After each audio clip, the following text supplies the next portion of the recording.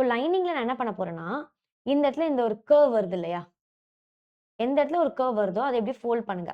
Fold பண்ணும்போது 2 பீஸும் இப்படி கரெக்ட்டா அட்லீஸ்ட் ஒரு 1/2 இன்ச்க்கு இப்படி ஒண்ணா மேட்ச் ஆகணும். ஆட்டோமேட்டிக்கா இங்க ஒரு க்ரீஸ் ஃபார்ம் ஆகுதா? ஒரு லைன். இங்க 2 இன்ச்ல ஒரு டாட் மாரி நான் குடுக்க போறேன். அந்த டாட்டோட அளவு எப்படி இருக்கும்னா, 1 பாயிண்ட்க்கு தான் இருக்கும். இந்த மாதிரி. ஓகே.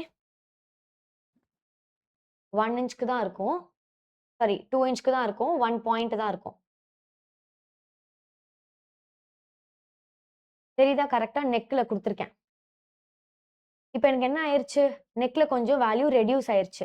இத சப்போர்ட் பண்றதுக்காக நம்ம வந்து இங்க என்ன பண்ண போறோம்னா, மெயின் ஃபேப்ரிக்ல 0.25 இன்ச்சஸ்ல இப்படி ஸ்டிட்ச் பண்ண போறோம். கரெக்ட்டா அந்த கர்வ் வருது இல்லையா? அந்த இடத்துல. ஃபிங்கர இப்படி பின்னாடி வச்சுக்கிறேன். வச்சுட்டு ஸ்டிச்சஸோட சைஸ அதிகமா வச்சுட்டு, அப்படியே இப்படி ஸ்டிட்ச் பண்றேன்.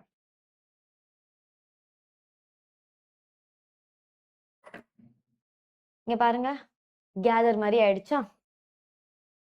இப்போ இதுக்கு மேல இந்த நெக்க நம்ம இப்படி வச்சு ஸ்டிட்ச் பண்ணணும். Right side over right side வச்சுட்டு, ஹூக்கென இருக்க எண்ட் வந்துட்டு இப்படி பின் பண்ணிடுங்க. இங்க இருந்து ஸ்டிட்ச் பண்ண ஸ்டார்ட் பண்ணுங்க. ஃபர்ஸ்ட் 0.25ல ஸ்டிட்ச் பண்ணிடுங்க.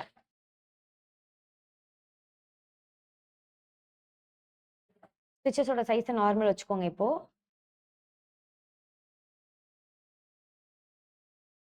இந்த டாட் மாரி ஒண்ணு புடிச்சிருக்கோம் இல்லையா? அத அப்படியே ஹூக் அண்ட் ஐ பக்கம் இருக்க மாரி மடிச்சு வச்சுருங்க.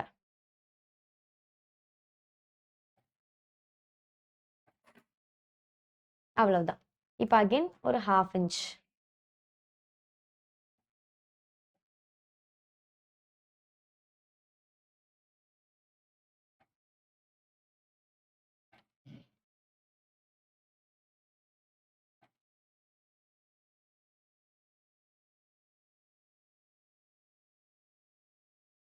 ஓகே. சோ இங்க பாத்தீங்கன்னா நம்ம நெக் கம்ப்ளீட் பண்ணிட்டோம். இப்ப இதுல என்ன பண்ணணும்? கட் குடுக்கணும்.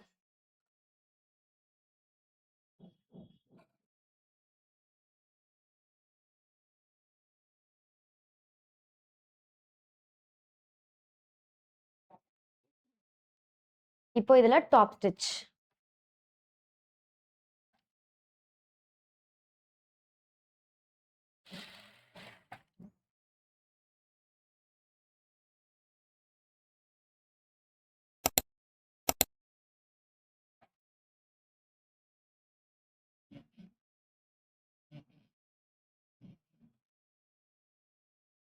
ஓகே. அவ்வளவுதான். இது ஃப்ரண்ட் பார்ட் நமக்கு கம்ப்ளீட் ஆயிருச்சு.